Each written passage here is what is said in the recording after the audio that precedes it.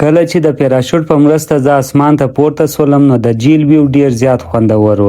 زړه مې خوشحاله سو، ډیر زیات خوند یې وکړ. بیرته چې ځمکې ته راشوه سولم نو زړه راته ویل چې ولې نه یو واره بیا اسمان ته والوزم، ځکه چې دا موقع بار بار په ژوند کې نه راځي. نو زما پیراشوټ وتړل سول، کشتۍ حرکت وکړ او زه اسمان ته والوتلم. لاندې چې به مې وکتل زرغونې اوبه ولې، لوړ چې به مې وکتل شین اسمان و. ډیر زیات خوند یې هم راکړ او په ذهن کې مې د الله یاد ول چې الله څومره ښایسته دنیا جوړه کړې ده، څومره پراخ اسمانونه یې جوړ کړي دي، دا ځمکه، دا جهیلونه، او بیا انسان ته عقل او پوهه ورکړه چې ته د دې څخه خوندونه واخله. په دې ساعت په خوله مې رالو چې سبحان الله، یا الله ستا ډیر لوی نظام دی چې یو حد نه لري.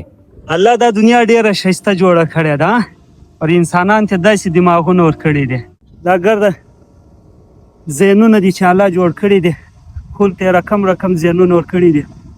زه خو اول لاره کې والوتلم، الله په خیر راورسولم کې اوس مې دا بیا شوق وکړو سړی یو واره به بیا کې ولاړ شي. کشتۍ ته ګورې داسې کش ورکړی دي. د پیراشوټ په مرسته زه چې په اسمان کې الوتلی ولم نو د جیل ویو ډیر زیات خوند وکړي، ډیر ښه خوند مې پر واخیستم. په دې ساعت باندې اچانک د لاندې څخه آواز وسوله چې د پیراشوټ یوه سایډ باندې زور وکړه.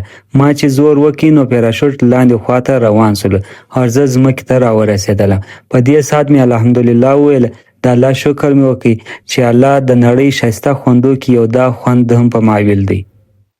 دلته خوندونه اخیستل کېدو وروسته موږ په کشتۍ کې کښېنستل او د جیل بلې خواته لاړو. هلته یو بله لوبه زموږ په انتظار و چې هغې لوبې ته ډبل ټیوب راید ویل.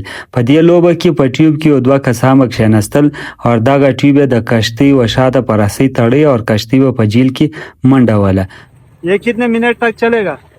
یہ میکسیمم 3-4 منٹ تک چلے گا.